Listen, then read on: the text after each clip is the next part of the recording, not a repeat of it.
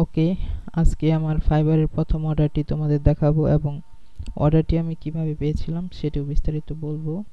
Client আমাকে কি review দিয়েছিল এবং পরবর্তী ধাপগুলো বলবো।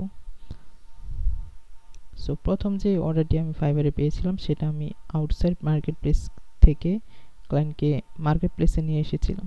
এটা আমার পার্মানেন্ট একটি ক্লায়েন্ট ছিল।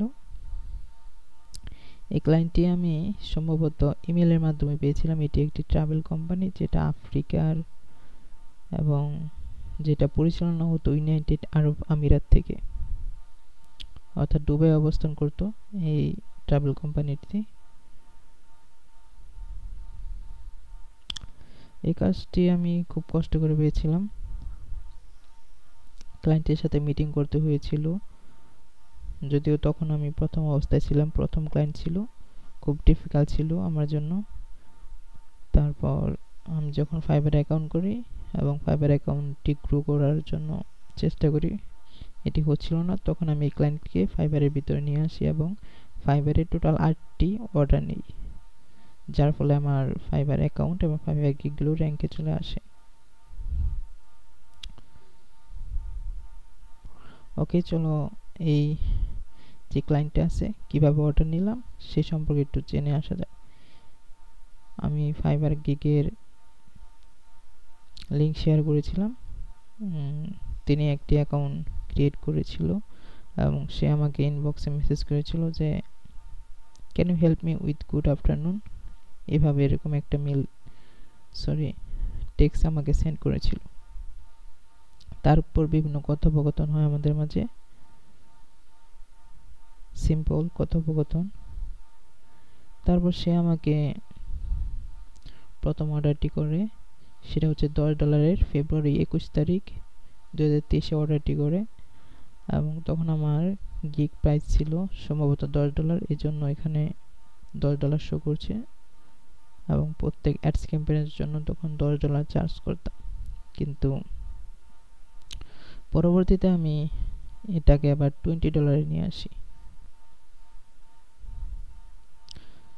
এবং প্রথম অর্ডারটি যদি দেখি, যে ক্লায়েন্ট প্রথম অর্ডারটি করে এবং সেটি আমি খুবই ভালোভাবে ডেলিভারি করি। ডেলিভারি করার পর ক্লায়েন্ট আমাকে সম্ভবত 5 স্টার রেটিং দিয়েছিল।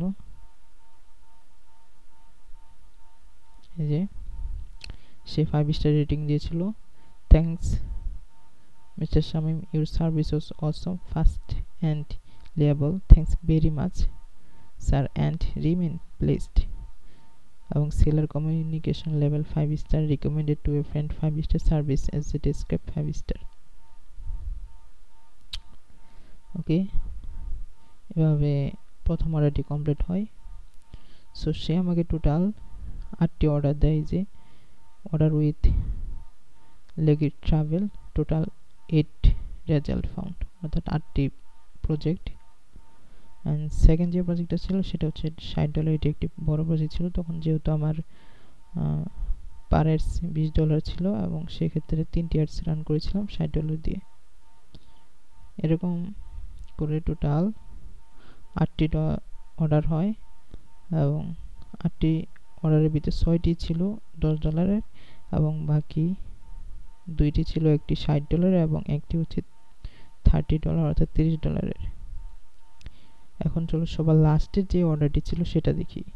এটি ছিল সবার লাস্টের অর্ডার এবং এটি $10 ছিল, জুলাই 16, 2023।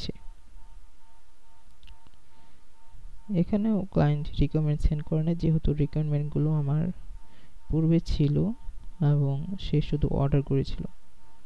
অর্ডার করার পর আমি প্রজেক্টটি সুন্দরভাবে ডেলিভারি দিই, সেক্ষেত্রেও সে একটি ভালো ফিডব্যাক দিয়েছিল। It is always awesome working with you, always you did a great job, and seller commission level 5 star, recommended to a friend 5 star, and service is described 5 star. ওকে, এভাবেই আর কি টোটাল 8টি project শেষ হয় এবং আমি তাকে একটা 5 স্টার রিভিউ দিয়েছিলাম। I work at very long time with this client, so I know he is a good businessman and excellent client, এরকম একটি 5 স্টার রেটিং তাকে দিয়েছিলাম। সো টোটাল তার কাছে 8টি অর্ডার আমি নিই এবং তার ফলেই আমার গিগ এবং আমার ফাইবার অ্যাকাউন্টটি র্যাঙ্ক করে বর্তমানে যেটি ভালো পজিশনে রয়েছে।